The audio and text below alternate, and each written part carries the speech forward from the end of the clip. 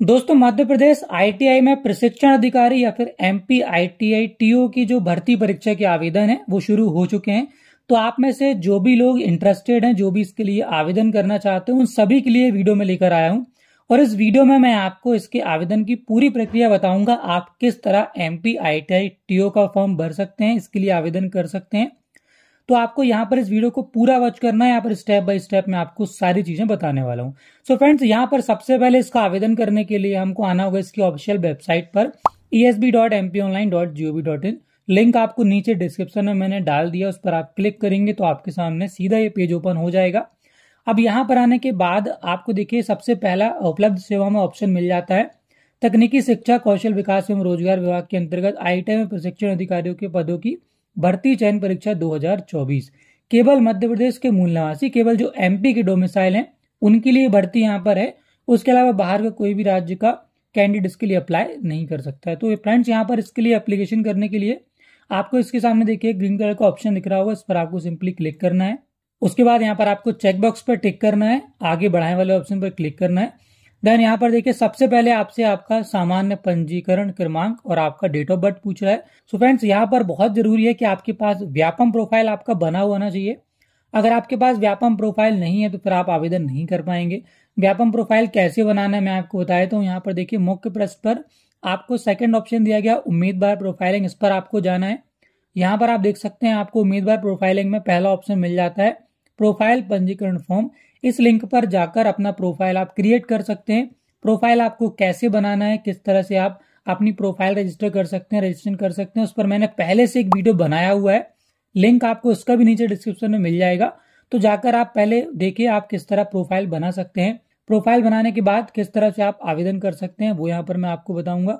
तो चलिए यहाँ पर हम अगेन चेकबॉक्स पर टिक करके अब यहाँ पर अपना जो प्रोफाइल आपका बन जाएगा तो आपको एक सामान्य पंजीकरण क्रमांक रिसीव हो जाएगा। वो एप्लीकेशन नंबर और डेट ऑफ बर्थ और कैप्चा कोड डालकर सबसे पहले यहाँ पर इसको हम सबमिट करेंगे।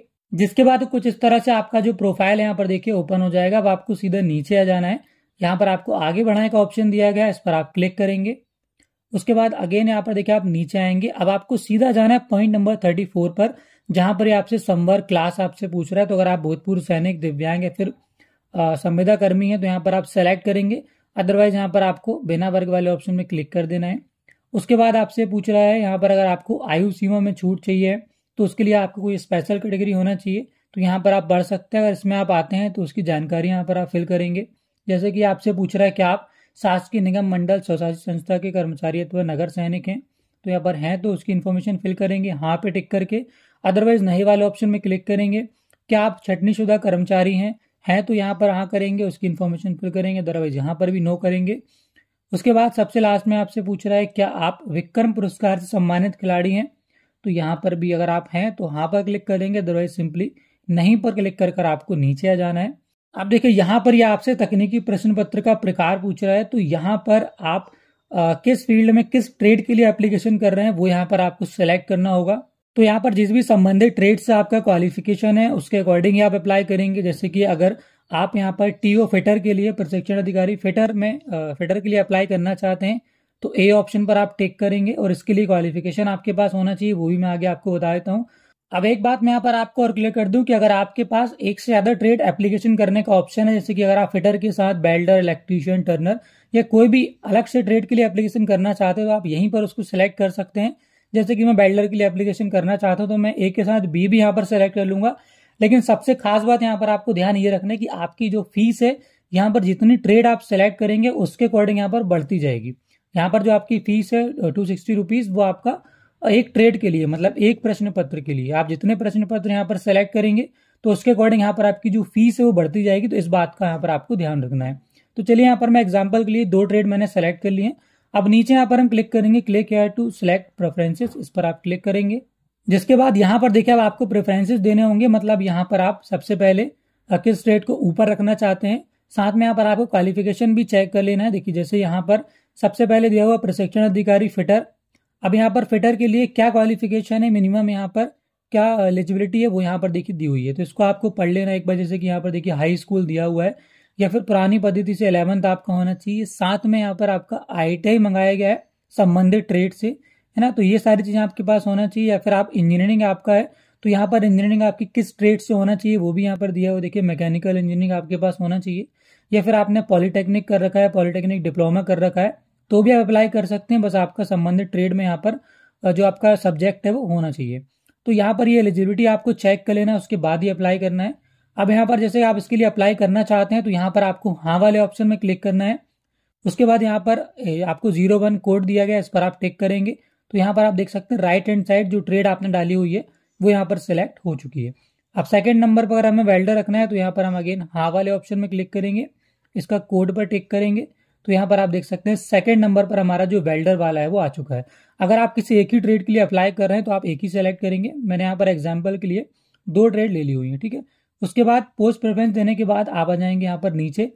अब नीचे आने के बाद यहाँ पर देखिए सबसे पहले आपसे बोल रहा है आपका मध्य प्रदेश राज्य के रोजगार कार्यालय में जीवित पंजीयन होना अनिवार्य है। मतलब यहाँ पर आपका जो MP रोजगार का प्रोफाइल है वो बना होना चाहिए, तभी यहाँ पर आप अप्लाई कर पाएंगे, कंपलसरी है। तो यहाँ पर आपको हाँ वाले ऑप्शन पर क्लिक करना है, अपना पंजीयन क्रमांक डालना है, पंजीयन की डेट डालना है, किस जिले से आपने पंजीयन किया है वो जिले का आपको चयन करना है।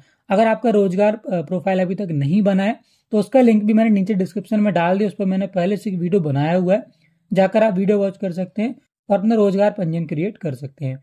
उसके बाद आप और नीचे आ जाएंगे।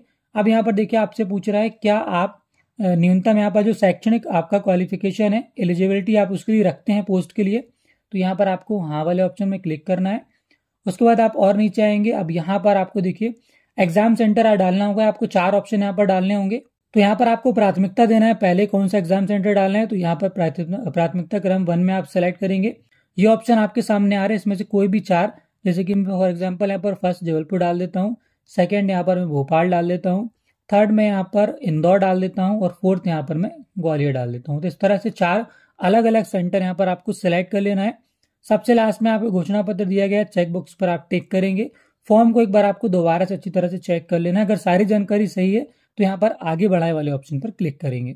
उसके बाद दोस्तों आपके सामने अगला पेज कुछ इस तरह का आएगा। अब यहाँ पर देखिए अगर लोग फंसते हैं, यहाँ पर डॉक्यूमेंट अपलोड करना है आपको, जो भी प्रश्न पत्र यहाँ पर आपने सेलेक्ट किया, जैसे कि मैंने यहाँ पर फिटर और वेल्डर डाला हुआ है, तो यहाँ पर उत्तीर्ण अंक सूची यानी कि आपकी मार्कशीट मंगा रहा है, चाहे फिर आपने ITI किया हो या फिर आपने इंजीनियरिंग किया हो या फिर आपने पॉलिटेक्निक डिप्लोमा किया हो, तीनों में से जो भी आपने कर रखा उसकी अंक सूची यानी कि उसकी मार्कशीट यहाँ पर आपको अपलोड करना होगा।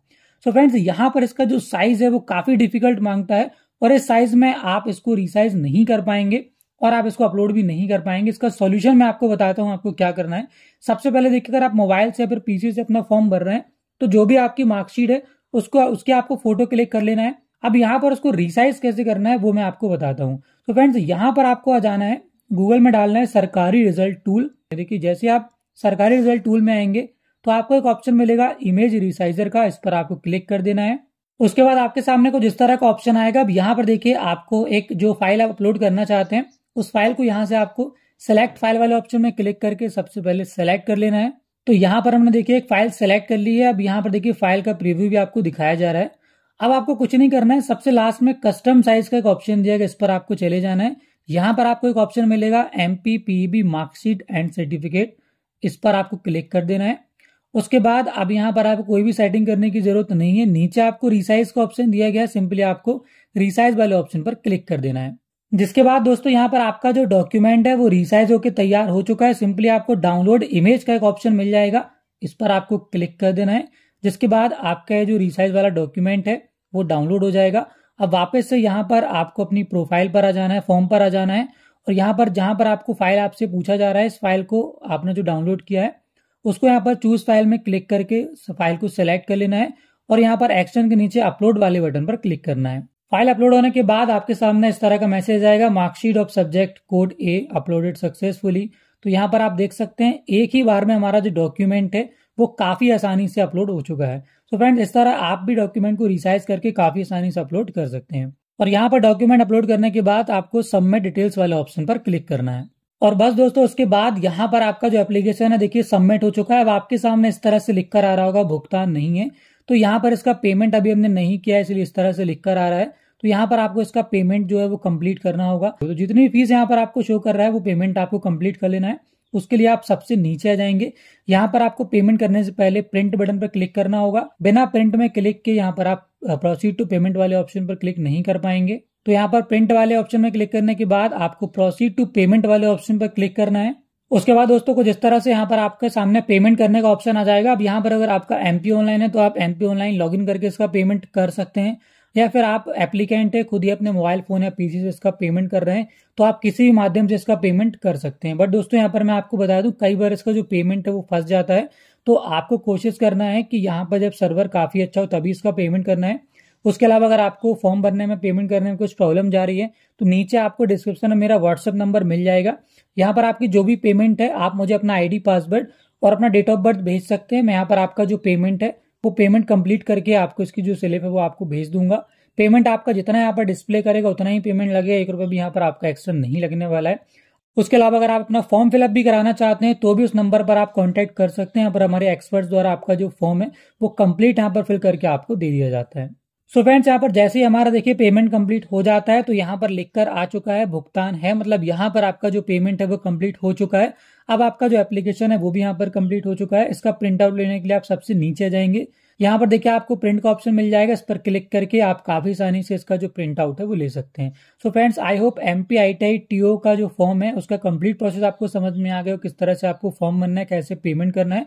फिर भी अगर कोई प्रॉब्लम आपको जा रही है तो नीचे आप कमेंट करके बताइए। वीडियो अगर आपको इन्फॉर्मेटिव लगा हो तो वीडियो को लाइक कर दीजिए और आगे भी ऐसे कंटेंट देखने के लिए चैनल को सब्सक्राइब करके बेल आइकन को प्रेस कर लीजिए।